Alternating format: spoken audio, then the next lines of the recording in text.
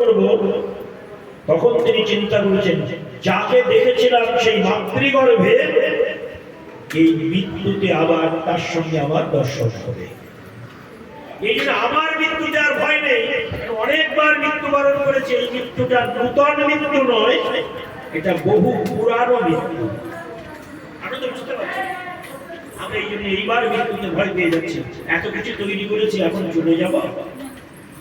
আর ভয়টা হচ্ছে ওই যে সবার কাছে মন ভাগ করে দেওয়া, একটু একটু করে।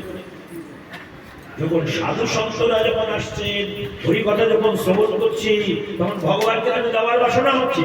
তখন দিতে গিয়ে দেখছি মনটা সবার কাছে বিতরণ করা হয়ে গেছে। এইবার ঈশ্বরকে দেওয়ার সময় এখন 0 পয়েন্টে রয়েছে, শূন্য হয়ে গেছে।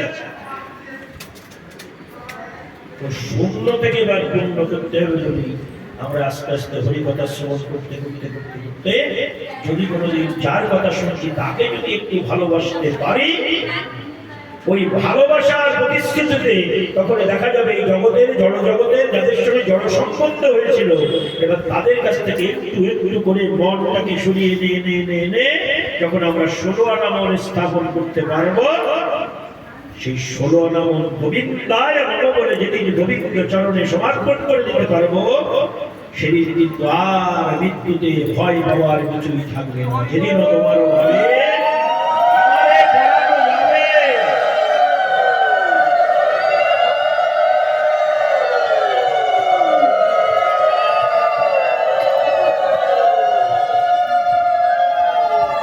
সেই দিন প্রিয় পদ ছায়া। যেদিনও তোমার ভাবে আমারও পড়ানো যাবে। ভগবানকে ভাবতে গেলে তো বাইরে কারো কাছে মন রাখলে তো ভগবানকে ভাবা যাবে না। সম্পূর্ণটাই দিতে হবে ঈশ্বরের। তখন দেখবে মৃত্যুতে আর ভয় নয়, মৃত্যুই আনন্দের কারণ হয়ে যাবে। আনন্দ ব্রহ্মদেব জানা, আমি আনন্দ থেকে পৃথিবীতে এসেছিলাম, আনন্দ থেকেই পৃথিবী থেকে চলে যাচ্ছি। ওই জন্য আশা তো ভয় নেই, চাওয়া তো ভয় নেই। সুখদেব গোস্বামী মস্তকে ধারণ করে উলঙ্গ অবস্থায় চলে আসছে, কোনো উত্তরীয় নেই, খণ্ড বসন পরিধান করে নেই, দুর্গৌহীনও নেই। তিনি একেবারে দিগম্বর বেশে ভাগবতকে মস্তকে করে নিয়ে তিনি পরীক্ষিত মহারাজের সম্মুখে আসলেন। পরীক্ষিত মহারাজ দর্শন করলেন। অনেক সাধু সন্ত মহন্তকে দেখেছেন, মুনিকে দেখেছেন, ঋষিকে দেখেছেন, মুনি সর্বতম সর্বশ্রেষ্ঠ মুনি সুখদেব গোস্বামী সুখমণি, এই মুনি সর্বতম বলে সম্বোধন করলেন। আর পরীক্ষিত মহারাজকে দর্শন করে সুখদেব গোস্বামী বুঝলেন মানুষ অনেক দর্শন হয়েছে, তবে পরীক্ষিত মহারাজের মতো এমন দর্শন তো আর হয়নি।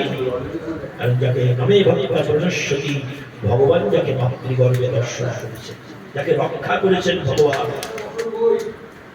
তাকে দর্শন করছে।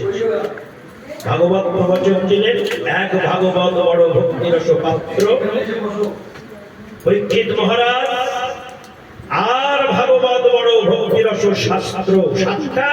শাস্ত্র তত্ত্ব সুখদেব গোস্বামী সব কিছু আয়ত্ত করে নিয়ে এসেছে।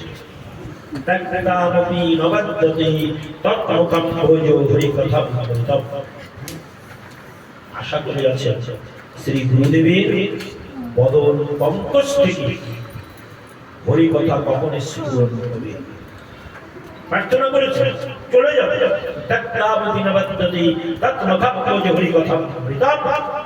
মৃত্যুবরণ করব, গুরুদেবের বদন থেকে হরিকথা শ্রবণ করতে। এই যেটা সংকল্প রাখলেন, আর মুমুক্ষুকালের জন্য সবার কাছে মন সরিয়ে নিলেন।